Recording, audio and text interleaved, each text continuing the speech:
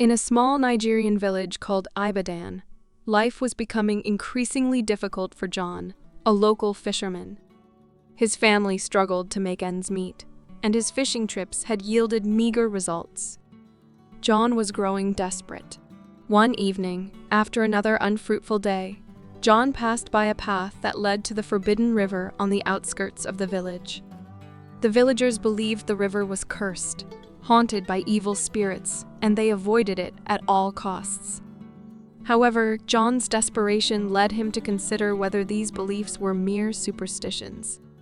As night fell, John made a fateful decision. He would try his luck at the forbidden river under the cover of darkness. He believed that if he were careful and quiet, no one would ever discover his defiance of the village taboos. With a fishing spear and a woven basket in hand, John embarked on his journey. Along the overgrown path, he swatted away flies and mosquitoes, guided only by the dim light of the full moon. When he finally reached the riverbank, he was struck by its serene beauty. The water sparkled under the moonlight, and lush plants and flowers adorned the banks. The sounds of frogs and chirping insects filled the air. John wondered if the forbidden river's reputation was nothing more than a tale to keep others away. Finding a flat rock to sit on, John cast his fishing spear into the shallows. Almost immediately, he felt a tug on the line. To his delight, he reeled in a large, plump fish. Over the next few hours, the fish kept biting, and John filled his basket to the brim. By the time the moon reached its zenith, he had caught more than enough fish to feed his family for several meals. His decision to explore the forbidden river seemed to have paid off.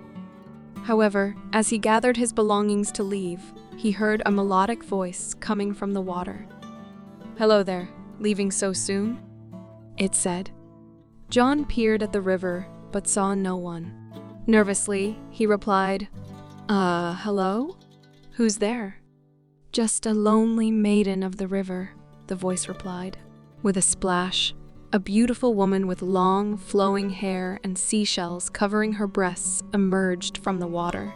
Below her waist, her body transformed into that of a large fish, shimmering in the moonlight.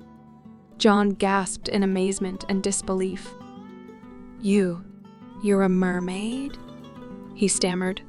The mermaid smiled warmly, confirming, "Yes, I am, and these waters are my home. I've been watching you fish all night. You're quite talented." John hesitated, both fascinated and unnerved by her presence. Eventually, he agreed to stay and chat with her for a while.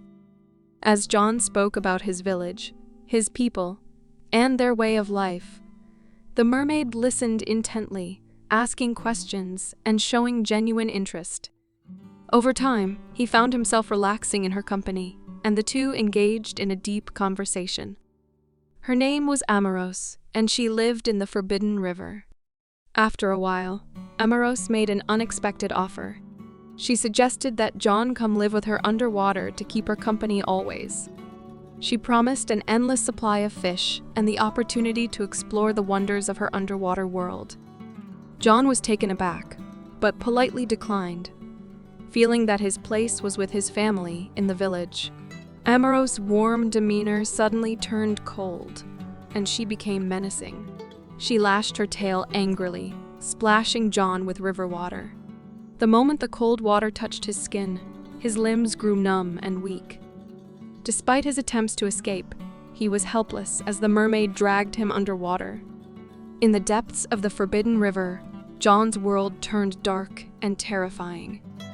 He was a captive in Amaros' underwater cavern, forced to rely on his wits and patience for a chance to escape. He made several failed attempts to break free, but was always thwarted by Amaros' watchful eye. Weeks turned into months, and John's situation grew increasingly desperate. He knew he had to bide his time and wait for the right moment to make his escape. Amaros continued to offer friendship, but John remained resolute in his determination to return to his village. One night, as Amaros left on a hunting trip, John seized the opportunity. Summoning every ounce of strength left in his weakened body, he crawled out of the water and embarked on a grueling journey through the thick vegetation surrounding the river. His goal was to reach his village, to return to his family and his old life. After hours of painful struggle, John finally emerged from the wilderness onto a familiar dirt path leading back to the village. His appearance shocked the villagers, who had believed him lost forever. His mother rushed to him with tears in her eyes, embracing her son, who had miraculously returned. With John's guidance, the villagers devised a plan to confront Amaros, the malevolent mermaid who had ensnared him. Armed with torches, nets, and fishing spears, they returned to the forbidden river.